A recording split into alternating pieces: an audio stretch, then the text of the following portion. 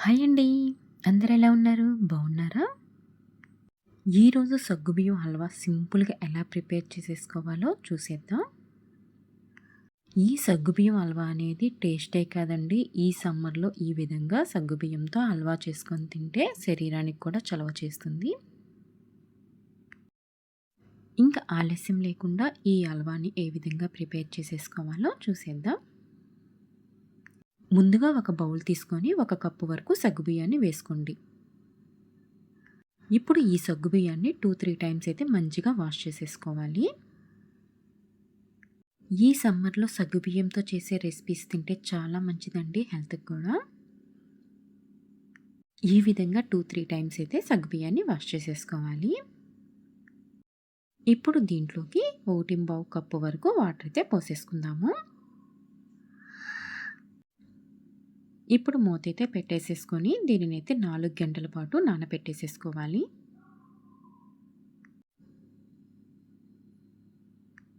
4 గంటల తర్వాత మీకైతే చూపిస్తున్నానండి. చూసారు కదా! సగ్గుబియ్యం అయితే మంచిగా నానిపోయాయి. ఈ విధంగా చేతితో నలిపితే స్మాష్ అవ్వాలి. ఇప్పుడు ఒక మిక్సీ జార్ తీసుకొని ముందుగా నానబెట్టేసేసుకున్న సగ్గుబియ్యాన్ని అయితే వేసుకోవాలి. వాటర్‌తో సహా వేసుకోవాలండి. మనం నానబెట్టేటప్పుడే కొలత ప్రకారం పోసాం కదా వాటరు. ఇంకా వాటర్ ఏమీ తీయనవసరం లేదు. అలానే మిక్సీ అయితే పట్టేసేసుకుంటే సరిపోతుంది. సగ్గుబియ్యాన్ని మెత్తగా అయితే పేస్ట్ చేసేసుకోవాలి. ఈ విధంగా మిక్సీ పట్టేసేసుకుంటే సరిపోతుంది. ఇప్పుడు స్టవ్ వెలిగించుకొని ప్యాన్ పెట్టేసేసుకొని 1 టేబుల్ స్పూన్ వరకు ఘీ అయితే వేసుకోండి.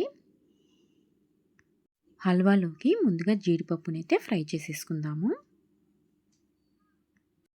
మంటని సిమ్‌లో పెట్టేసేసుకొని ఈ జీడిపప్పుననేది ఫ్రై చేసేసుకోవాలి.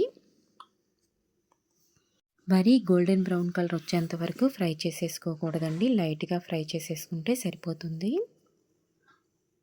చూసారు కదా! ఈ విధంగా ఫ్రై చేసేసుకుంటే సరిపోతుంది. ఇప్పుడు అదే ప్యాన్‌లో 3/4 కప్పు వరకు వాటర్ అయితే పోసేసుకుందాము. ఇప్పుడు దీంట్లోకి 1 కప్పు వరకు బెల్లాన్ని అయితే వేసేసుకోండి. బెల్లం వేసుకున్నాక ఒకసారి అయితే ఈ విధంగా తిప్పుకోవాలి. 1 కప్పు సగ్గుబియ్యానికి 1 కప్పు బెల్లం అయితే సరిపోతుందండి. ఈ బెల్లం అనేది వాటర్‌లో కరిగేంత వరకు కరిగించుకోవాలి.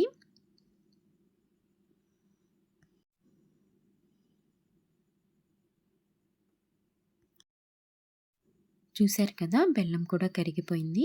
ఇప్పుడు దీంట్లోకి మనం ముందుగా గ్రైండ్ చేసేసుకున్న సగ్గుబియ్యం పేస్ట్‌ని కూడా వేసేసుకుందాము. సగ్గుబియ్యం పేస్ట్‌ని వేసుకున్నాక ఒకసారి అయితే ఈ విధంగా కలుపుకోవాలి. మంటని సిమ్‌లో పెట్టేసేసుకునే చేసుకోవాలండి. లేకపోతే అడుగంటిద్ది.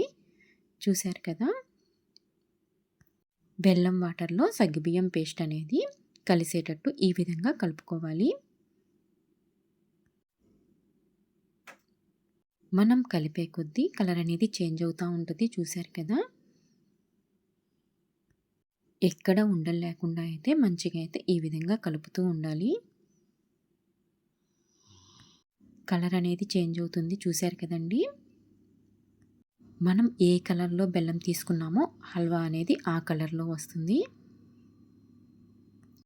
ఈ హల్వా అనేది ప్యాన్ నుండి సెపరేట్ అయ్యేంత వరకు కలుపుతూ ఉండాలి.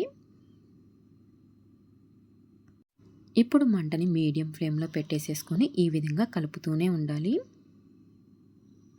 ఇప్పుడు దీంట్లోకి కొంచెం కుంకుమ పువ్వుననేది యాడ్ చేశానండి.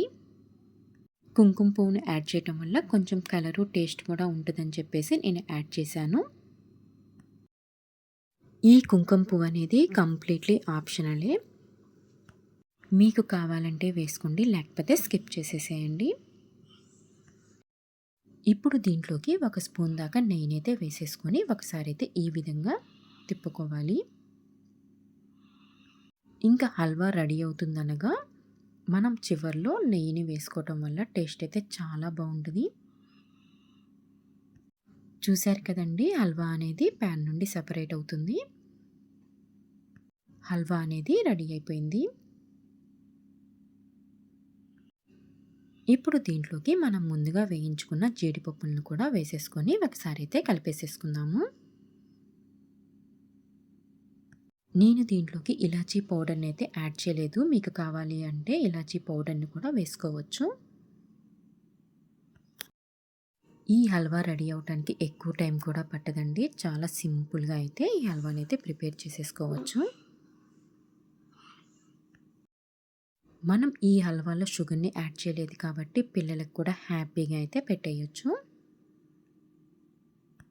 పిల్లలు కూడా చాలా ఇష్టంగా తింటారండి.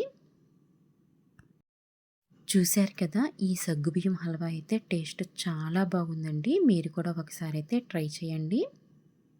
ఎలా ఉందో నాకైతే కామెంట్ చేయండి. ఈ వీడియో కనుక నచ్చినట్టయితే ప్లీజ్ లైక్ చేయండి, షేర్ చేయండి. అదేవిధంగా సబ్స్క్రైబ్ చేసుకోండి.